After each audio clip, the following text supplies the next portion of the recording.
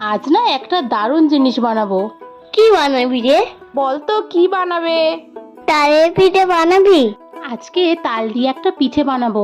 পিঠেটা হলো পাত সেকা। কি মজা, কি মজা! তার জন্য প্রথমেই তালের পাল্পটাকে বের করে নিতে হবে। আর এদিকে আগে থেকে আতপ চালটা ভিজিয়ে রাখা হয়েছিল, সেটা এখন গুঁড়ো করে নেওয়া হচ্ছে।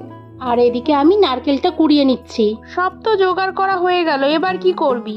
আর কিছু আমি বলবো না। তোকে বলতে হবে না, আমিই বলছি।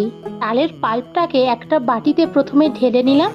তারপরেই তার মধ্যে দিলাম 1 চামচ ময়দা, 1 চামচ চালের গুঁড়ো আর 1 চামচ চিনি। তার মধ্যে অল্প নারকেল কোড়া আর সামান্য নুন দিয়ে ভালো করে মেখে নিতে হবে। আমি খাবো। আরে খাবি তো বটে, আগে বানাতে তো দে। কলা পাতাটা আগে টুকরো করে কেটে নিয়ে তার মধ্যে অল্প সাদা তেল মাখিয়ে নিতে হবে। কলা পাতার উপরে তাল আর চালগুড়ি মাখাটা অল্প দিয়ে কলা পাতাটা উপর দিয়ে ঢাকা দিয়ে দিতে হবে।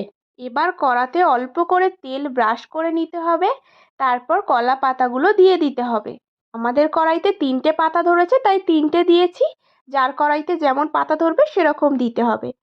এরপরে হালকা আঁচে ঢাকা দিয়ে দিয়ে ভালো করে একটা পিঠ করে নিতে হবে। একটা পিঠ হয়ে গেলে সাবধানে কলা পাতাগুলো উল্টে দিয়ে অপর পিঠটাও ভাজার জন্য ঢাকা দিয়ে রাখতে হবে। অল্প আঁচে এইভাবে সেঁকে নেওয়ার পর যখন দেখবে কলা পাতাটা এরকম কালো হয়ে এসেছে, তখনই জানবে আমাদের পিঠে তৈরি। নে বাবু, এবার বল কেমন খেতে হয়েছে।